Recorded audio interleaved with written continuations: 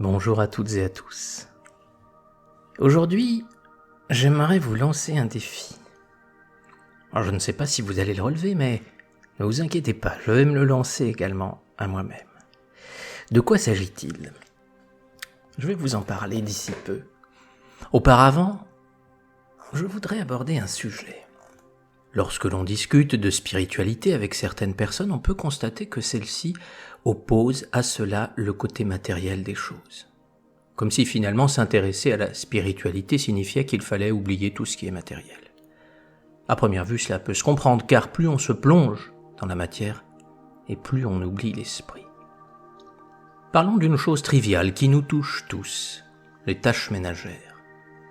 À moins de vivre dans la saleté, nous sommes tous, à un moment ou un autre, obligés de nous occuper de tâches ménagères diverses. Que ce soit passer l'aspirateur, laver la vaisselle, faire la lessive, tondre la pelouse, ajoutez à cette liste toutes les tâches ennuyeuses que vous êtes dans l'obligation de faire.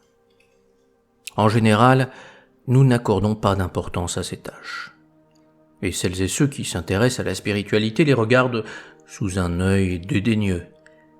Pourtant, elles peuvent devenir des excellents exercices spirituels. Vous pensez peut-être que je divague. Est-ce que Jésus, par exemple, accorderait-il du temps ou de l'importance à cela ? Non, bien sûr que non. Cette idée est farfelue.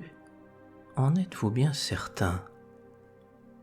Dans l'Évangile, selon saint Jean, il existe un passage où Jésus lave les pieds de ses disciples. Laver les pieds était un acte plutôt dégradant, réservé aux esclaves. Et pourtant, Jésus le fait. Vous trouverez beaucoup d'interprétations de ce passage qui sont très intéressantes, mais aujourd'hui je vais vous en donner une autre. Avec cet acte, Jésus nous indique que les tâches matérielles, et même bassement matérielles, peuvent devenir de grands actes spirituels si on sait comment les accomplir. Donc, nos tâches quotidiennes peuvent devenir pour chacun d'entre nous des moyens pour nous relier au ciel et faire un formidable travail. J'en vois peut-être certains d'entre vous qui sont dubitatifs en pensant que je pousse le bouchon un peu loin. Et pourtant, voici quelques exemples. Prenez une tâche ennuyeuse que vous êtes obligé de faire et imaginez comment la lier au monde spirituel. Votre maison ou votre appartement est par exemple plein de poussière ou de saleté. Alors, prenez votre balai ou votre aspirateur et dites-vous « Je ne vais pas faire qu'aspirer les saletés physiques, mais je vais aussi aspirer les saletés mentales qui se trouvent à l'intérieur de moi. » Et ainsi, si vous êtes déprimé en nettoyant votre maison, vous nettoyez également vos pensées sombres. Si vous faites cet exercice avec foi, vous verrez qu'il donne de grands résultats. Ainsi, chaque tâche ordinaire peut devenir pour vous un moment intensément spirituel si vous savez donner de l'importance à cette tâche et si vous la sacralisez. Et l'inverse est également vrai. Si vous faites une grande tâche spirituelle sans lui accorder aucune importance, elle devient bassement matérielle sans effet. Combien de fois voit-on des gens qui prient des heures tout en pensant à quantité d'autres choses qui n'ont rien à voir avec leur prière ? Son effet est réduit à néant car cette prière devient morte.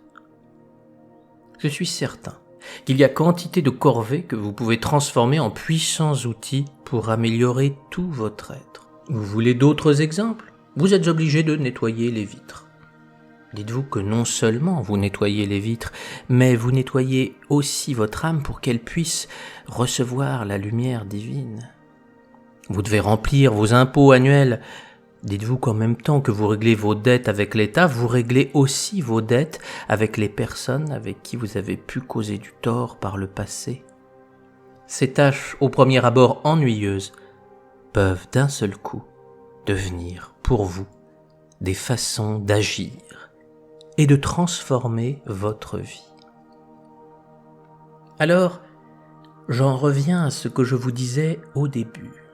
Pourquoi ne pas se lancer un défi ? Quelle tâche ennuyante pourriez-vous spiritualiser ?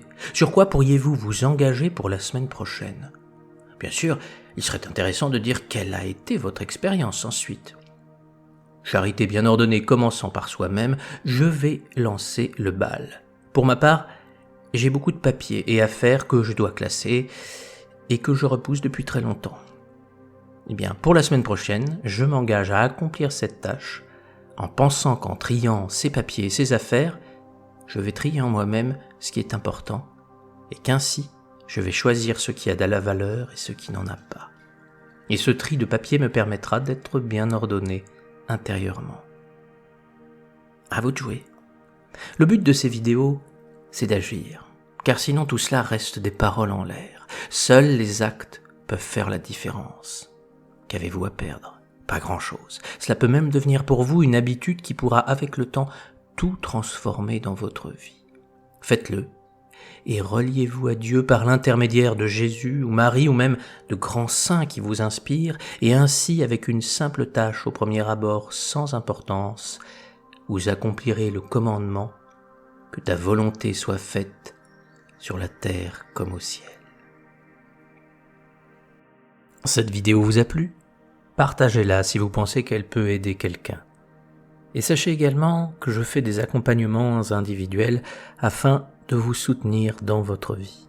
Autour d'un problème qui vous tracasse ou d'un obstacle que vous souhaitez franchir, je peux vous aider à prendre conscience de vos forces, à reconnaître le bien que vous êtes capable de faire, vous épauler durant les épreuves et trouver l'énergie pour avancer.